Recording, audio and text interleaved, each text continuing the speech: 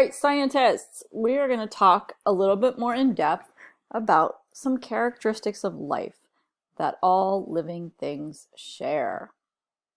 Remember, this is not a complete list, and scientists don't always agree on a complete list, but there are definitely some characteristics of life that scientists feel like all living things have in common. So the first one that all living things have in common, and we've talked about this in class, is that all living things are made of cells. Sometimes they are made of just one little cell, like these guys right here are examples of single-celled organisms. They are considered a living thing, even though they only have one cell. Unlike the human body, which is made up of more than 37.2 trillion cells. So we're considered a multicellular organisms because we have multiple cells. Okay, but both things are considered a living thing, even if regardless of whether you have one cell or 37.2 trillion cells. You are considered alive if you are made up of cells. All living things can grow. So here's an example of a plant that is growing. It starts off as a little seed, and the seed starts to sprout, and it gets bigger and bigger and bigger until eventually it turns into a big plant or tree.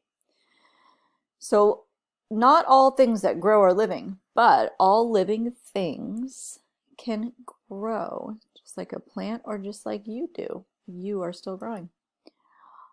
Another characteristic of life is that all living things use food for energy.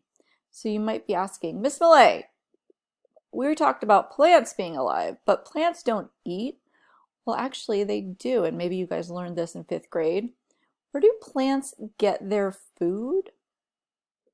Well, they actually make their food in a process called photosynthesis. And we learned about how the chlorophyll, which is an organelle inside a plant cell, is responsible. It's where photosynthesis happens.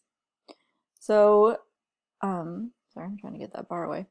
So where do plants get their food? Yeah, they make it. They take carbon dioxide out of the air, combine it with water from the ground, and they use the energy from the sun to make sugars. And they use that sugars for food. Now, animals can't make their own food. We're not able to do that. Only plants can make their own food. So what do animals do? Animals eat plants, okay? And that's where we get our food from. And some animals eat plants, and some animals eat other animals that eat plants, okay? So regardless of what they're eating, just know all living things use food for energy. Some make it, and some eat other animals. Okay, let's go to 4. All living things are capable of maintenance and repair. So you may have noticed that if you get a cut, it actually will heal itself. As long as it's not too bad, it will heal itself over time. So living things are able to kind of repair themselves. Unlike, let's say, like a car. Like a car can move and it can do some of the things that living things can do. But if a car gets broken, it can't repair itself. Okay, so living things are able to fix themselves. Another characteristic of life that's really important is that all living things can reproduce.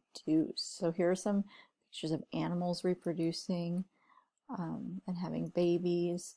Plants also reproduce. They have seeds usually, and those seeds will fall to the ground and grow new plants. And remember, even those single-celled organisms, they also can reproduce. So if in order to be a living thing, you need to be able to reproduce. And let's look at the last one. All living things can move or respond to their surroundings. And again, you might think, wait, Miss Millay, plants, they can't move. They're stuck in the same spot in the ground. And I wanted to point this out because I think it's interesting about plants.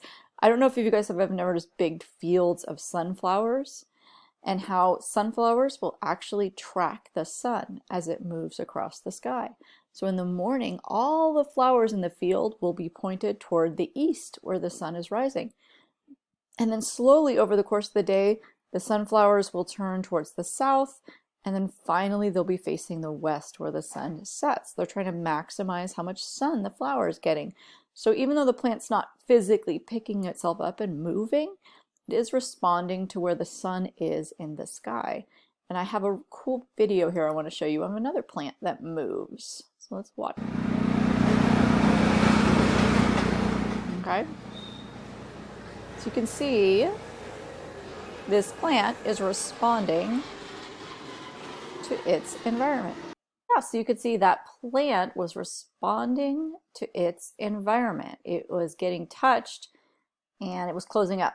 So you can think about, why would a plant want to close up like that if it was getting touched? You can think about that. All right, so to review our characteristics of life. All living things are made of cells. All living things can grow. All living things use food for energy. All living things are capable of maintenance and repair. All living things can reproduce.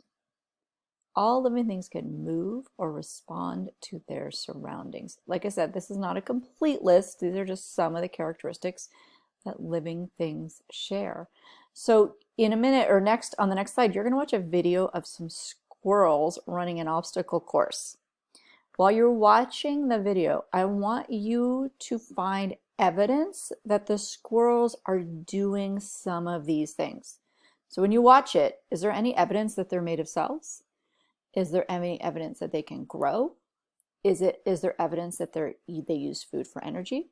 Is there evidence that they're capable of maintenance and repair? Is there any evidence that they can reproduce and have babies?